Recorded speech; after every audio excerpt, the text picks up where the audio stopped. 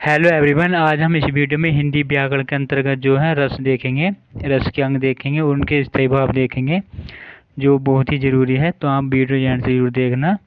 Video पसंद आए तो लाइक शेयर कर देना, चैनल को सब्सक्राइब जो कर लेना। तो वीडियो शुरू करते हैं आज रस से। रस रस का शाब्दिक अर्थ होता है आनंद। किसी भी काव्य अथवा साहित्य को पढ़ने, सुनने या नाटक आदि को देखने से मन में जो आनंद की अनुभूति होती है उसे ही रस कहते हैं। रस को काव्य की आत्मा या प्राण तत्व भी कहा जाता है। सर्वप्रथम आचार्य भरतमुनि ने अपने प्रसिद्ध ग्रंथ नाट्यशास्त्र में रसों की विवेचना की थी। इन्हें रस संप्रदाय के प्रवर्तक भी कहा जाता है। तो एक प्रश्न ऐसी बन जाएगा कि आचार्य भरतमुनि ने सबसे पहले अपने ग्रंथ नाट्यशास्त्र में रसों की विवेचना की थी, वो इसलिए इन्हें रस संप्रदाय के प्रवर्तक भी कहा जाता है। रस के अंग या अवयव देखेंगे। रस के मुख्य रूप से 4 अंग माने जाते हैं, जो निम्न प्रकार हैं। पहला जो आता है स्थायी भाव आता है। स्थायी भाव अर्थात भाव की प्रधानता। हृदय में मूल रूप से विद्यमान रहने वाले भावों को स्थायी भाव कहते हैं। स्थायी भावों को रसों का आधार माना गया है। एक रस के अर्थ में अर्थात मूल भाव में एक ही स्थायी भाव रहता है। बाद के कुछ आचार्यों ने 9 स्थायी भावों में 2 स्थायी भावों को और जोड़ दिया, जिससे इनकी संख्या 11 हो गई। पहले 9 थे, लेकिन कुछ विद्वानों ने दो स्थायी भावों को जोड़ दिया, तो इनकी संख्या कितनी होगी? 11 हो गई है। स्थायी भावों की संख्या 9 है, इसलिए इन्हें नवरस भी कहा जाता है। तो स्थायी भावों की संख्या 9 मानी गई है, इसलिए नवरस भी कहा जाता है। रसों के स्थायी भाव,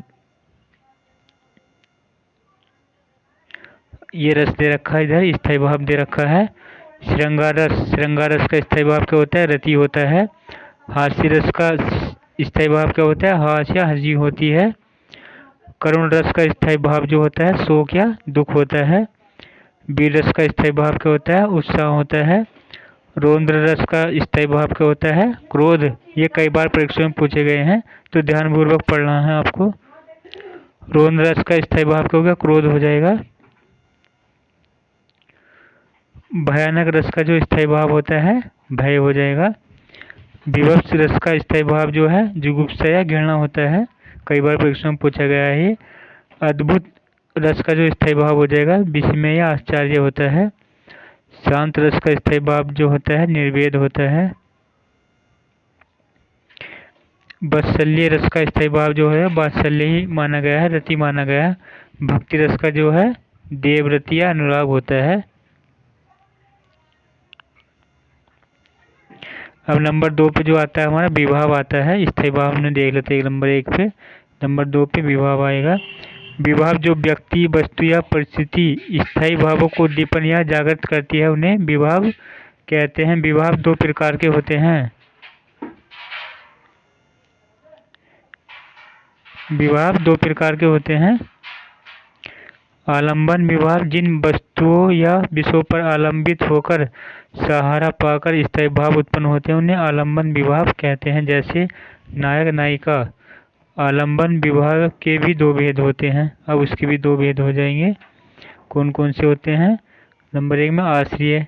जिस व्यक्ति के मन में रति आदि भाव उत्पन्न होते हैं उसे आश्रय कहते हैं। नंबर 2 पर जाता है विषय। जिस वस्तु या व्यक्ति के लिए आश्रय के मन में भाव उत्पन्न होते हैं उसे विषय कहते हैं। उद्दीपन विभाव, स्थायी भाव को उद्दीपन या तीव्र करने वाले कारण उद्दीपन विभाव होते हैं। नायक नायिका का रूप, सौंदर्य, पात्रों की चेष्टाएं, ऋतु, उद्यान, चांदनी, देशकाल आदि उद्दीपन विभाव होते हैं। अनुभाव, मन के भावों को प्रकट करने वाले शारीरिक विकार को अनुभाव कहते हैं। अनुभाव की संख्या 8 है। कितनी मानी गई है? अनुभावों की संख्या 8 मानी गई है, जो निम्न प्रकार है। कौन कौन से होते हैं?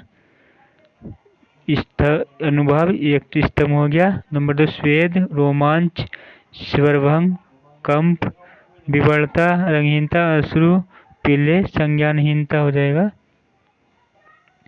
नंबर 4 पे जो आ जाएगा संचारी या व्याभिचारी भाव होता है। मन में उत्पन्न होने वाले अस्थिर मनोविकारों को संचारी भाव कहते हैं। संचारी भावों की संख्या 33 है जो निम्न प्रकार है। तो इस प्रकार संचारी भावों की संख्या कितनी मानी गई है? 33। कई बार परीक्षा में पूछा गया है जो निम्न प्रकार है। कौन कौन से होते हैं संचारी भाव, देखते हैं। संचारी भाव हो जाएंगे नंबर 1 पर हर्ष, विषाद, त्रास, लज्जा या विवरणा, गिलानी। नंबर 6 पर चिंता। नंबर 7 शंका, असूया, अमर्ष, मोह, गर्भ, उत्सुकता, उग्रता, चपलता, दीनता, जड़ता, आवेग, व्याधि, रोग, मति, विभोग, वितर्क, श्रम, आलस्य, निद्रा, स्वप्न, स्मृति, मद, उन्माद, मरण, अपस्मार, मूर्छा, निर्वेद, अपने को कोसना, धिक्कारना, अभिहिता, हर्ष आदि भावों को छिपाना। तो ये कितने होंगे? स्थायी भावों की संख्या कितनी होगी? सॉरी, संचारी भावों की संख्या कितनी होती है? 33 होती है, जो अभी देखे है हमने।